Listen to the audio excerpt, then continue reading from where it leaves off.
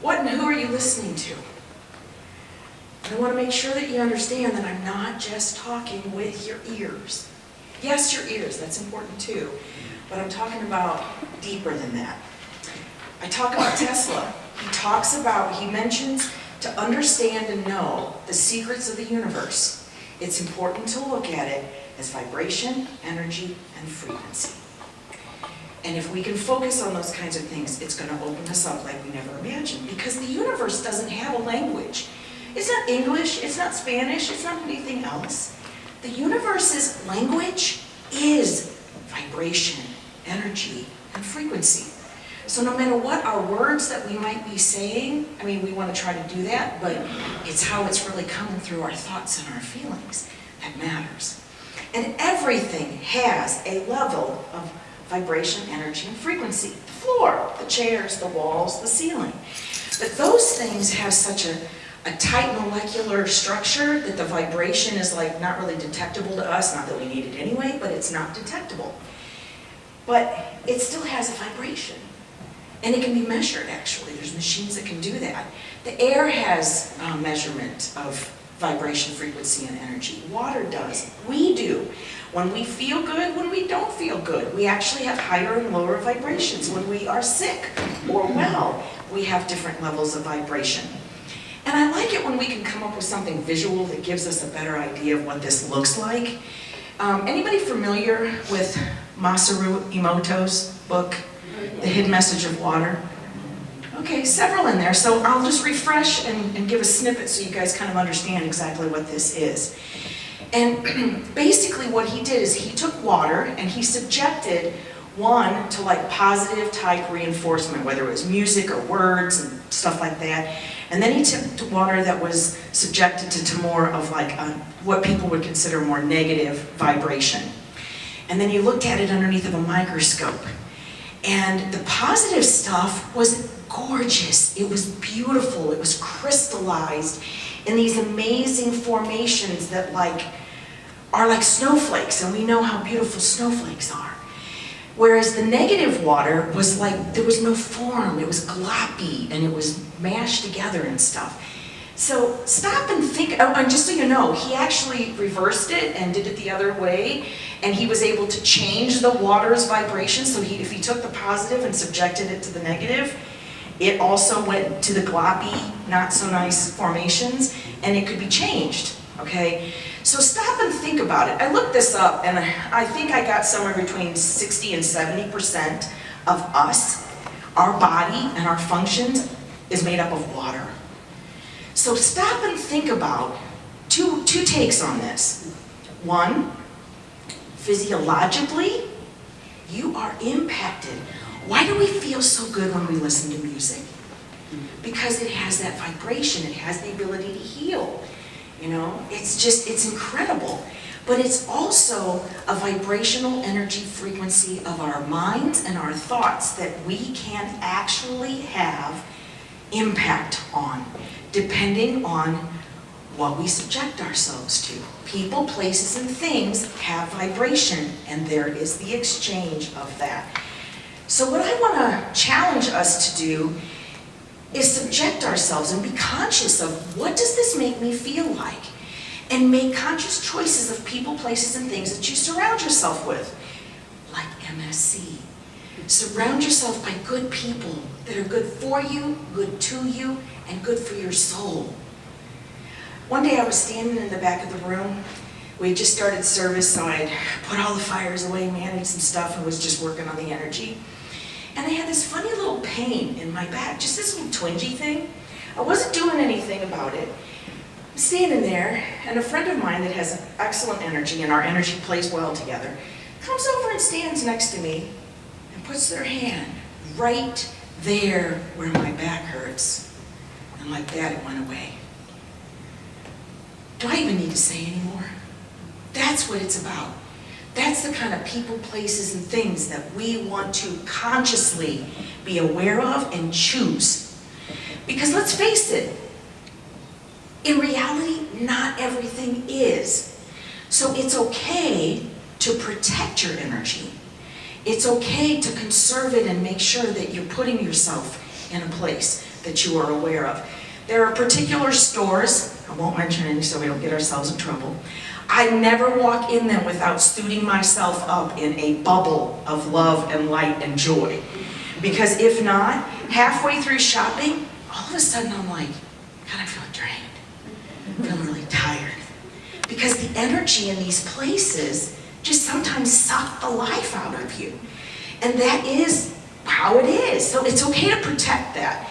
Same thing, news, TV, media. I mentioned this before. How can any of us love ourselves with, there's a cream, there's a pill, there's something out there that fixes all of the supposed things that are wrong with our bodies, right? You know, and these commercials, it's like, what exactly are you even advertising? Do you have to have your shirt off? I mean, not that I don't enjoy the six-pack, but do you have to have your shirt off to, you know, to sell cologne? You know? I mean, so it's just interesting. And this impacts us, this affects us. Same thing with the news. I mean, I love it when they're just like, they're talking about this disaster and how horrible it was and all this kind of stuff, and at the very end they're like, but there was no life lost. Let's go on to the next thing. I'm like, why are we not going, no lives were lost? How beautiful, how amazing. Focus on that.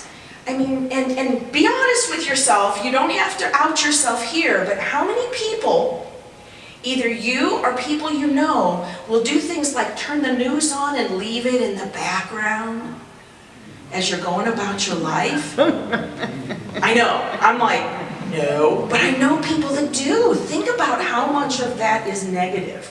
And I watch some pretty crappy TV every once in a while to, you know, pass the time. But just make sure that you're consciously choosing how much and aware of how it affects you. Because basically, these people, places, and things can sometimes test our patience. It can help us to come to a point where we either overreact, overthink. None of us overthink in here, right? Yeah, I'm in that group too. Or even react when there's not even a reason to react. My son and I have been talking about this when we're getting ready to go do something new. Sometimes the torture we put ourselves on the way there, I'm like, what are we doing? And then we get there and we're having a great time and enjoying ourselves. We're like, why did we spend 30 minutes on the ride here worrying about this?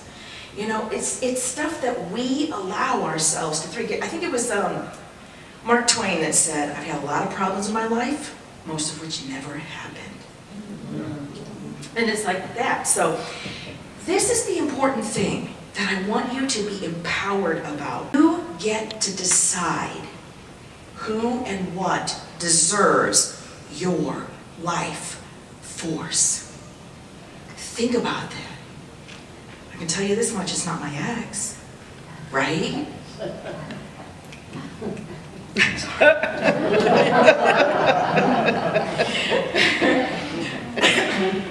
So it's like, where do I want to put my attention? Because wherever you put your attention is where your energy flows, and that's where your power goes. Own that power. Have that power. Make sure that you're making it yours. And this is the tough part. Sometimes you actually have to remove yourself from people, places, and things if they don't feel good, if you don't feel loved, if you don't feel appreciated or respected. As my son would say, taking yourself out of a bad energetic place is top-tier self-care. You guys, this is a new thing, this top-tier thing. Anybody else have kids and everything's top-tier? Top-notch. Top-notch too? Okay, top-notch, top-tier. I'm like, I don't know where you got it, but I do like it. And the thing of it is there's no explanations needed. You just take care of yourself and do what you need to do, even if you just silently have to do that. Now, it's at least a little easier when it's outside stuff. But what about what we do to ourselves? If it's in your own head. It's easier sometimes to filter the people, places, and things. But what are we saying to ourselves? I laughed so hard the other day because I was listening to something and somebody made a point about some of the talk and how we use it differently in different ways. You know, like nobody ever goes out in the yard and goes, oh my God, that tree is so old.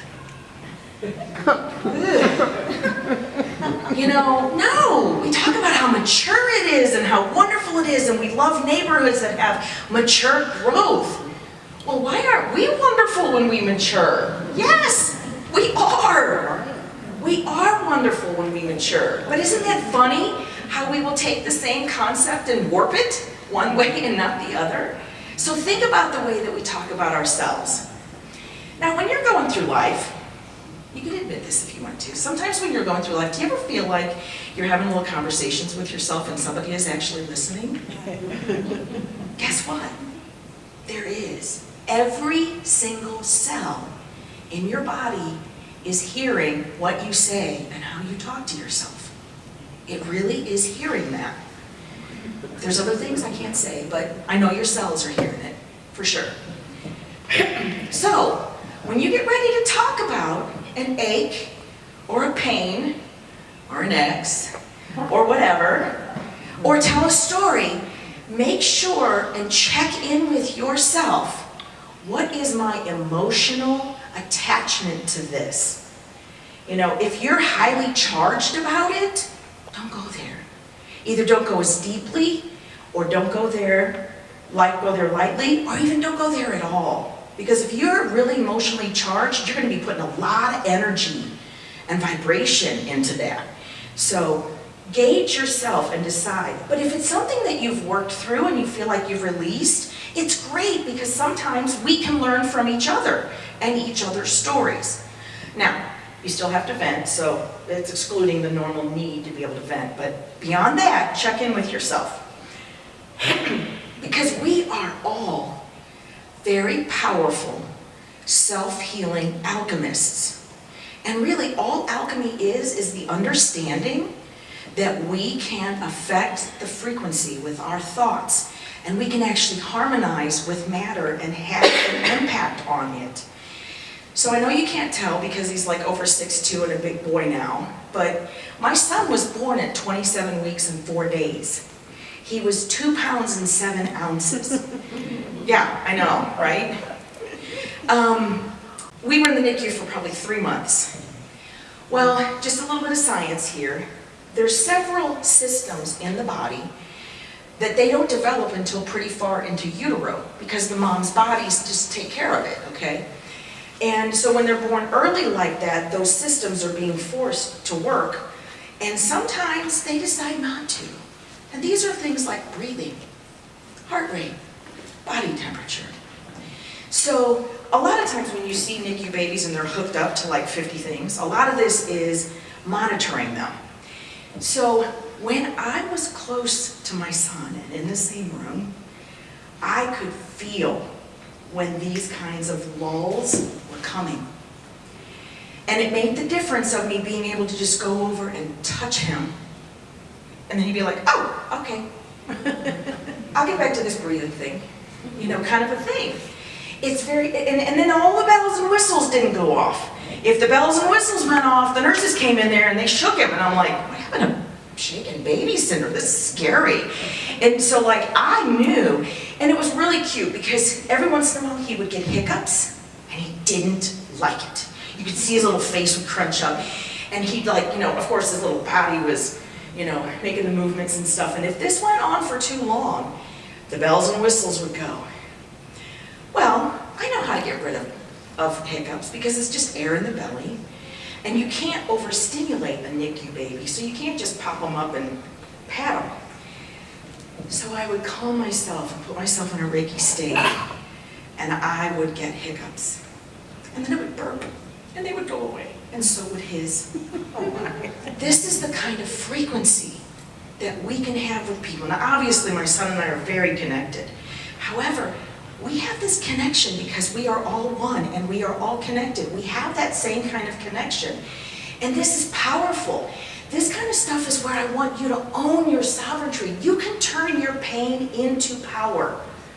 You can turn your wounds into wisdom for yourself and others. You can treat, anytime you've been mistreated, you can treat that and learn how to set healthy boundaries. even inner childhood trauma or trauma that you've gathered along the way, you can turn those into red flags that you actually listen to. Wouldn't that be great? You know, and to be aware of them. Basically, if we choose to, we can take whatever energy that's been going on and we can turn it into a blessing. We really can.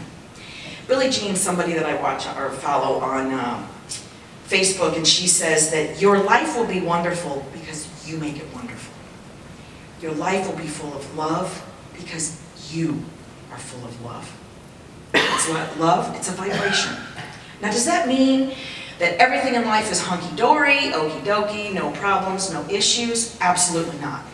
It's more to do with how we respond to it.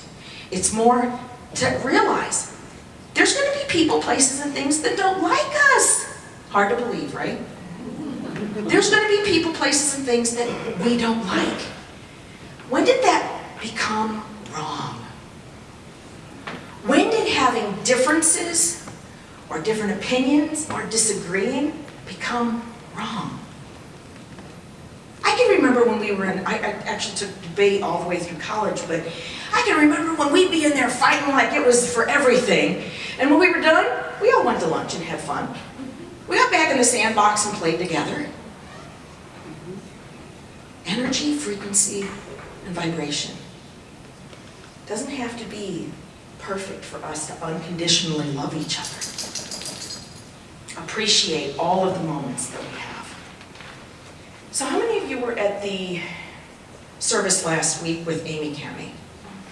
I see a lot of familiar faces. Yeah. If you have not, please get on YouTube and listen to it again. She had a great talk and beautiful music, and exactly was a great example of how frequency, vibration, and energy can affect people so much. It's just wonderful. The things that she did that was really cool is she had two tuning forks next to each other, and she dinged one, and it began to vibrate and sing, and when the vibration moved to the other one, it began to vibrate and sing.